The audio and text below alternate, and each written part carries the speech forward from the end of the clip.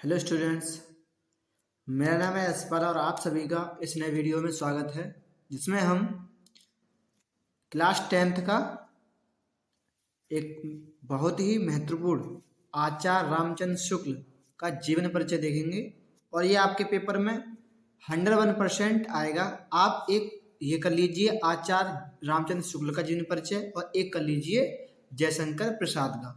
जयशंकर प्रसाद का जीवन परिचय को हम अगली वीडियो में देख लेंगे। अभी हम समझ लेते हैं आचार्य रामचंद्र शुक्ल का जीवन परिचय। बहुत इंपॉर्टेंट है तो आप याद रख लीजिए, बहुत ज़्यादा इंपॉर्टेंट है एग्जाम से, ठीक है। तो सबसे पहले हम देखेंगे इनका जीवन परिचय।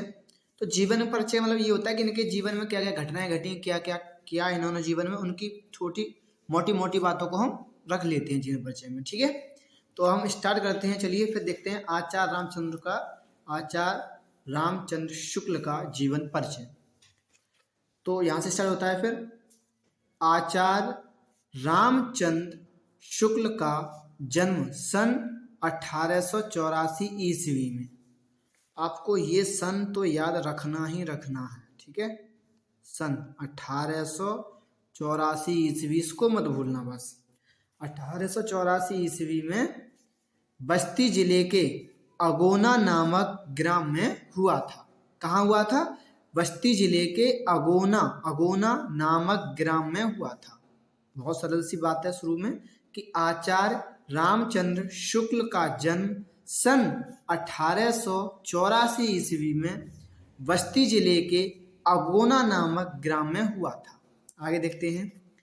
इनके पिता का नाम पंडित चंद्रवली शुक्ल था। इनके पिता का नाम क्या था? पंडित चंद्रवली शुक्ल, ठीक है।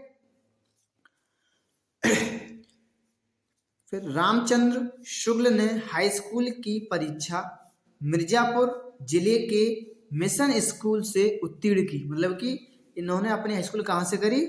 मिर्जापुर के मिशन स्कूल था एक मिर्जापुर में, उससे इन्होंने अपनी हाई स्कूल परीक्षा उत्तीर्ण पास की। एफ ए का मतलब होता है इंटरमीडिएट, मतलब कि इंटरमीडिएट को एफ ए बोलते हैं।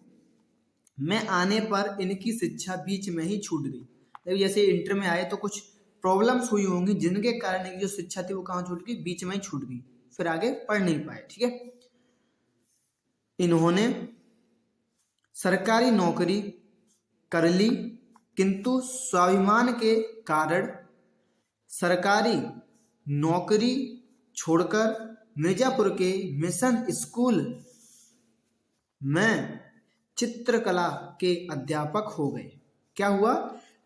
मतलब कि जैसे कि इंटर में आए तो इंटर पे आने के बाद इनका क्या हुआ? इनकी शिक्षा बीच में ही छूट गई। कोई रीजन रहा, कोई कारण रहा होगा जिसके कारण शिक्षा बीच में ही छूट गई।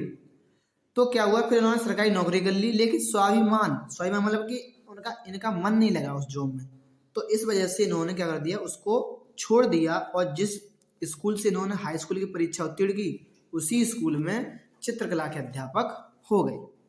आगे, इसी बीच इन्होंने स्वाध्याय से हिंदी, अंग्रेजी, संस्कृत, बांग्ला, उर्दू, फारसी आदि कई भाषाओं का अच्छा ज्ञान प्राप्त कर लिया था।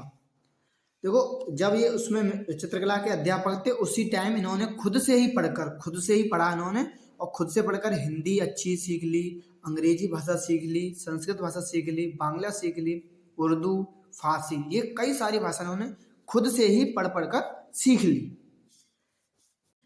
शुक्ल जी ने लेखन का शुभ आरंभ कविता से किया था। मतलब कि इन्होंने लिखना कहाँ से स्टार्ट किया था? कविता से। पहले कविताएं लिखी इन्होंने, फिर वहां से स्टार्ट हुई थी इनकी लिखने की प्रक्रिया, ठीक है। फिर निबंध लेखन और आलोचना के क्षेत्रों में जो सर्वोपरि स्थान बनाया वह आज तक बना हुआ। मतलब कि सबसे अच्छे बेहतरीन रहे ये किसमें? निबंध लेखन में और आलोचनाओं में सबसे बेस्ट माने जाते हैं आचार्य रामचंद्र शुक्ल, और आज भी इनका ये बना हुआ है, ठीक है। काशी हिंदू विश्वविद्यालय में ये हिंदी विभाग के अध्यक्ष पद पर भी कार्य किया। इन्होंने काशी हिंदू विश्वविद्यालय था, उसमें इन्होंने किस पर किया? हिंदी विभाग के अध्यक्ष पद पर भी कार्य किया तथा इसी पद पर कार्य करते हुए सन 1941 ईस्वी में इनका निधन हो गया। बस इतनी सी बातें याद रखनी है आपको। और ठीक है, इसके बाद इनकी क्या आती हैं, रचनाएं आती हैं। रचनाएं देख लेते हैं कौन सी रचनाएं। देखो, रचनाएं और कृतियां बात एक ही होती है, ठीक है। पेपर में कभी रचनाएं लिखा हुआ आता है, कभी पेपर में कृतियां लिखा हुआ आता है, तो आप कंफ्यूज मत होइए कि रचनाएं अलग होती हैं, कृतियां अलग, दोनों की बात एक ही है। तो देखो, निबंध में इन्होंने क्या क्या लिखा, चिंतामणि, विचार विधि, बहुत सारी इनकी रचना है, मैंने केवल 5-6 ले रखी है यहाँ पे, ठीक है। तो निबंध में इन्होंने लिखा था एक चिंतामणि, चिंतामणि के भाग 2 थे, भाग 1 और भाग 2, और विचार विधि ये। आलोचना में इन्होंने रश्मि मानसा और त्रिवेणी लिखा।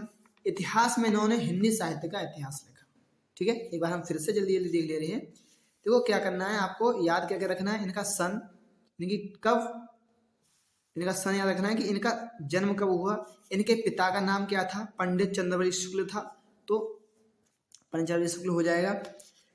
और इन्होंने हाई स्कूल कहाँ से की थी, हाई स्कूल की परीक्षा की थी मिशन स्कूल से, मिर्जापुर के मिशन स्कूल से इन्होंने हाई स्कूल की परीक्षा की थी।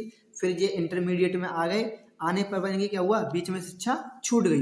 जब छूट गई तब इन्होंने क्या कर ली, सरकारी नौकरी कर ली। सरकारी नौकरी करने के बाद इनका मन नहीं लगा उस जॉब में, तो इन्होंने वो जॉब छोड़ दी। तुम अपनी तरफ से जैसे मैं बोल रहा हूँ वैसे भी लिख सकते हो, जो तुम्हें याद रहो वो लिखना है आपको, ठीक है। फिर क्या हुआ, इन्होंने जब सरकारी नौकरी छोड़ दी तो जिस स्कूल से इन्होंने हाई स्कूल की परीक्षा की थी, मिशन स्कूल से, उसी स्कूल में ये चित्रकला के अध्यापक हो गए। तभी इसी बीच इन्होंने क्या किया कि खुद से पढ़कर खुद से ही पढ़ना स्टार्ट किया, और हिंदी, अंग्रेजी, संस्कृत, बांग्ला, उर्दू, फारसी आदि भाषाओं का अच्छा ज्ञान प्राप्त कर लिया था, ठीक है। शुक्ल जी ने लेखन का शुभारंभ कब से किया था, कविता से किया था।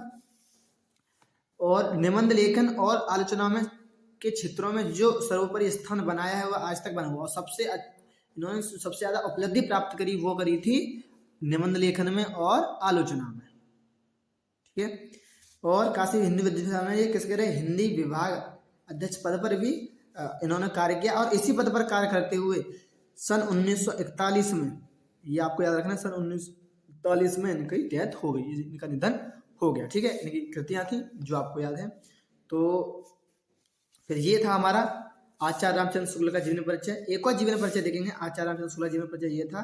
हम एक और जीवन परिचय देखेंगे, वो है जयशंकर प्रसाद का। तो आप इन 2 जीवन परिचय को याद कर लेते हैं तो आसानी से आपका 5 नंबर पक्के हो जाएंगे, ठीक है। तो फिर हम मिलेंगे अगली वीडियो में जयशंकर प्रसाद के जीवन परिचय के साथ। तब तक के लिए जय हिंद, जय भारत।